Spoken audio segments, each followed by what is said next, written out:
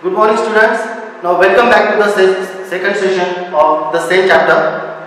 Now, at the end of the first session, we have seen the Mediterranean policy in Sri Lanka, and because of this particular policy, whatever the problem faced by the Sri Lankan community.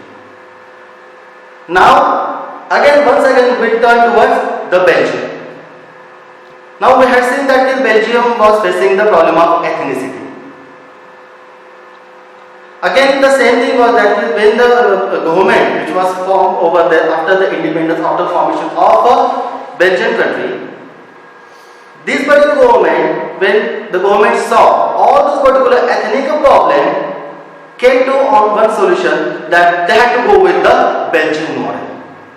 Now, what exactly the Belgian model, which is formed by the Belgian, we are going to see now. So, Belgium recognized the existence of regional differences and cultural diversity. So, as a part of this, when the ethnic problem was faced by Belgian community, the leaders of Belgium, those who formed the constitution, they saw that the existence of regional differences and cultural diversity over there in Belgium. And because of this particular differences, the problem was faced by the Belgium. So between 1970 to 1993, between 1970 to 1993, means 23 years, the Belgian constitution was amended 4 times. These particular leaders, they amended the constitution for the 4 times. Whenever they saw any problem over there, they went with the amendment of the constitution. Now we know the term amendment. Amendment means what? The change in the rules, the regulation, whichever made over there, which were set over there in the constitution. So they amended their constitution 4 times so as to work out an arrangement. This is what we call it the Belgian model. The accommodation. Accommodation means what? Where each and every community, every religious person, he is supposed to feel that, he feels that yes, this is what my community, this is what my country. So the amendment was made over there to work out the proper arrangement of those particular people.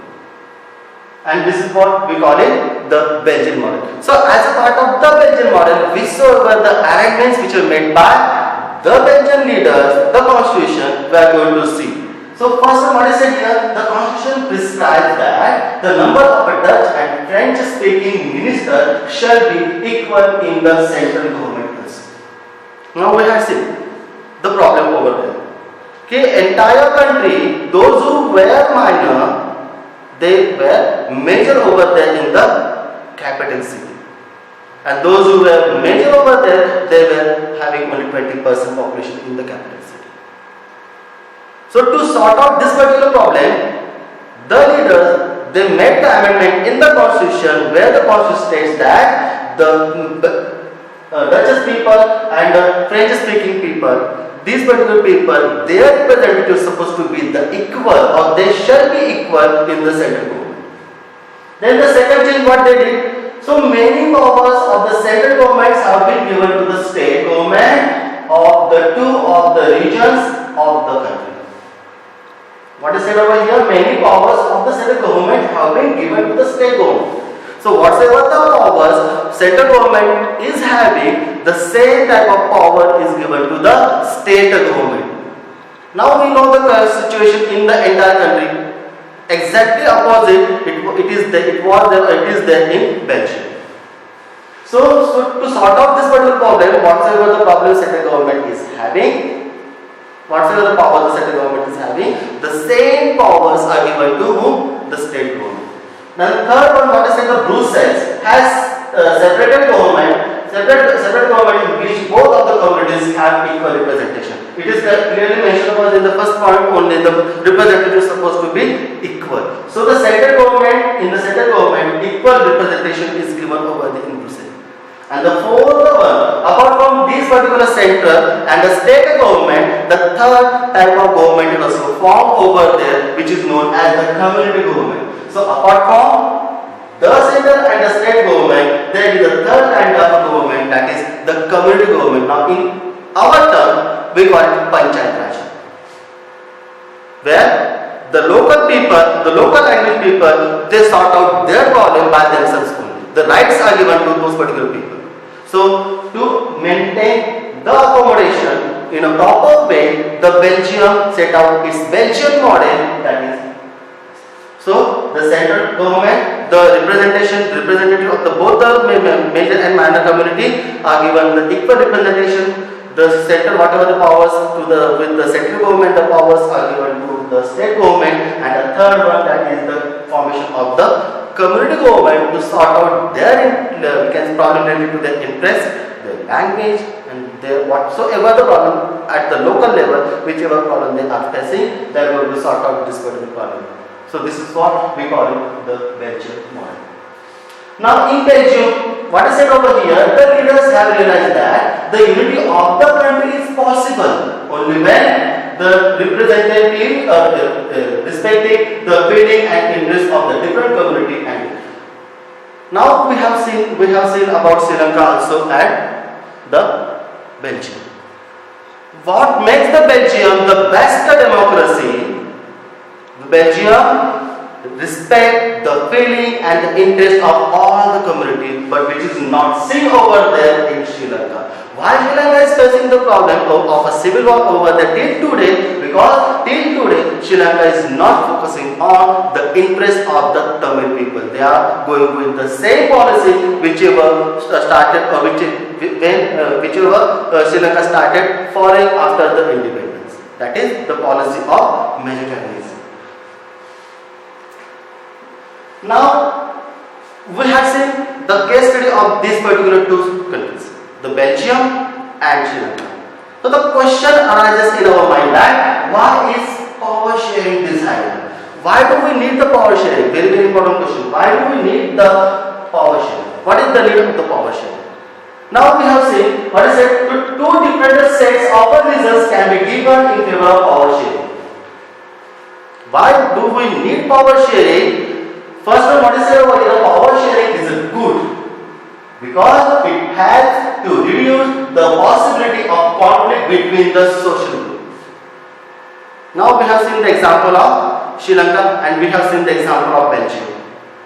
In Belgium, the powers whichever are with the central government are given equal to all the religions.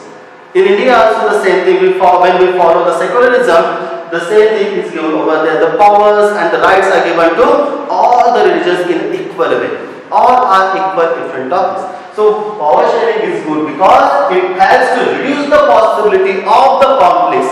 If the power is given to equal power is given to all the religions, definitely there will be very less chances to have the fight, to have the conflict. That's why power sharing is needed. And the second thing, what is it here? Deeper reason why power sharing is good for democracy. So power sharing is very spirit of the democracy itself. Now we know without power sharing, democracy will not survive. Means whenever we call a democracy, the power sharing is there. Or in other terms, we can say power sharing and democracy, they are the two sides of one coin. We cannot separate democracy from power sharing or power sharing from democracy. So what is it here? The power sharing is a very spirit of a democracy, and in democratic rule involves the sharing of power within those affected by its exercise. Now we have seen an intellectual, in the definition of power sharing, what is it? Intellectual sharing of a power among the legislatives, among the executives and the judiciary. These three divisions of the government or three organs of the government are given the equal power by the constitution. Then and then only the democracy survives. Because of this, we call it the power sharing is a very spirit of the democracy. Then what is it over here? The first set, what is it here? Let us call the first set of reason of prudential and the second, that is moral. Prudential, it is essential. If you want to accommodate various religions in a peaceful way, it is very, very important we have to share the power among these people. And the moral, we know moral.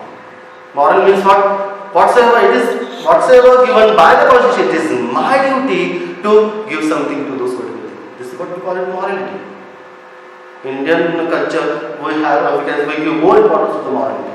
So the second reason is morality. So what is said over here in a democracy, power sharing is very spirit of a democracy, that whosoever elected me, or we elected our representative, the representative, they are having the same feeling. Yes, we have to do something for my country. So this is what the moral. Prudential means it is essential. If you want to, we can say, accommodate the religions, different religions in a peaceful manner, it is compulsory we have to share the power among these particular religions. And moral, that it is my whole and sole duty I supposed to do, I supposed to give as a part of whatever the faith, whatever the thing they show from in me. So while prudential reasons stress that the power sharing will bring out better outcome, moral reasons emphasize the very act of power sharing as a valuable. So morality is the value. So this is why we need a power sharing. Now, different forms of power sharing. Now we are at the end of the chapter. The different forms of power sharing. What is said over here? The idea of power sharing has emerged in opposition to the notions of undivided political power. It is based on the notion that is the political power supposed to be undivided. Undivided in the sense, what is said over here, that if we want to go with in a proper way, if we want to rule the country in a proper way, though we are dividing the power among those particular organs, but the power is not actually divided. Here, those particular legislatives or executives or judiciary, they are coming together to make the government, or to run the government in a proper way, which will lead to the best democracy. For a long time, it was believed that all powers of the government must reside in one person or group, or a person located in one place. Earlier, if you see the history before 1992 of India also. Now, when we discuss with the federalism, we are going to deal with that particular point also.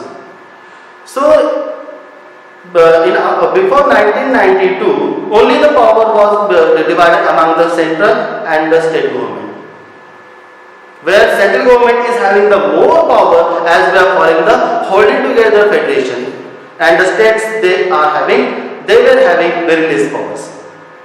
But after 1992, whatever the amendment was made over there, it was decided, yes, central government is no doubt, central government is supposed to be the most powerful, but simultaneously the state government and the local government supposed to be formed over there. They should also get the equal opportunity to decide about themselves.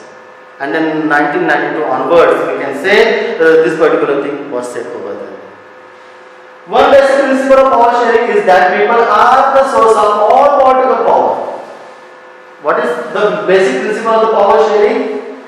All political people, or we can say the people, whatever the citizen of our country, all are the part of the political power. Why? Definitely, if we are not going to elect any kind of representative, that particular person will not be in power. So, in a democracy, and it is said that the government of the people, the government by the people, and the government for the people. This is what we call it democracy, where we the people will select our representative. That because of this, the basic principle of the power sharing is that all the people are the source of all political power. It is our whole and sole right what to do, and because of our wish, this particular political people they are working accordingly. And in a good democratic government, due to the respect is given to the diverse group and the views that exist in the society. And this is what the best, why India is the best of democracy, because of the same thing that in India, all the, we can say, diverse groups and whatever the diversity which is seen over the religious and linguistic groups, all are given the same respect as one particular. and everyone has a voice in the shaping the public policy. If we face any kind of problem, we have the media, we raise the point, we are coming together, we raise our voice against the illegal things done by the government, and definitely once the voice which is raised by us, the government has to look into the matter. And therefore it follows that in a democracy, political power should be distributed among many citizens as possible. And because of that, in a proper democracy, as democracy is the government of the people, by the people and for the people, the power is divided among the many people. Now the most common arrangement which is made over there as a part of this particular power sharing in India also and in most of the democratic countries. So the first one is that power is shared among the different organs of the government. Now as I told you, legislative or legislature, executives and the judiciary, these three divisions are nothing but the organs of the government. So the power is shared among the different organs of this particular government, and this is also known as the horizontal arrangement of the power sharing, where each and every organ keep a watch on the another's work. Suppose any particular law, any particular we can say amendment which is made by the government, made by the executives or the legislatives, the judiciary is having the watch whether that particular amendment which is made by this particular legislatures and the executive or by the parliament, which is good or which is in the framework of the constitution or not. If it is there, the judiciary goes with will not do any kind of interference. But if it is not there, the judiciary is having the right to go with the judicial review, and if it is not going in a proper way, judiciary has the right to cancel that particular thing.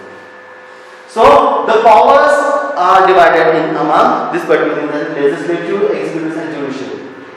Then the second one, that is the power is shared among the government at the different levels, as I told you, central level, state level and the panchayat raj, or we can say the local level. So when do we call a proper arrangement of a power sharing?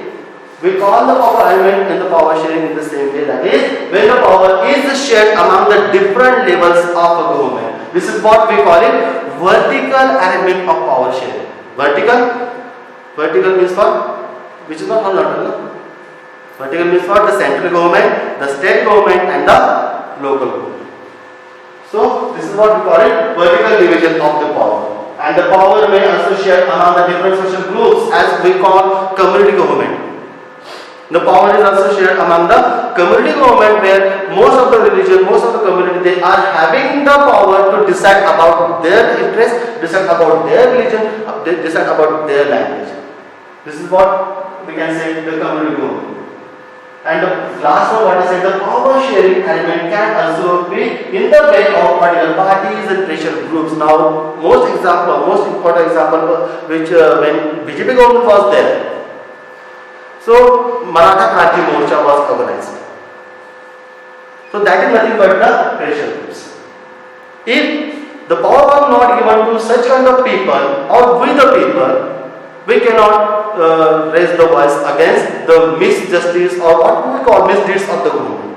But because of this particular power sharing, the powers which is given to us, if our religion, our locality or our people, if they are facing the problem, they are having the right to come together and raise the voice against this. This is what we can say the arrangement of the power. So thank you. Have a nice day. If you have any kind of problem, call me personally.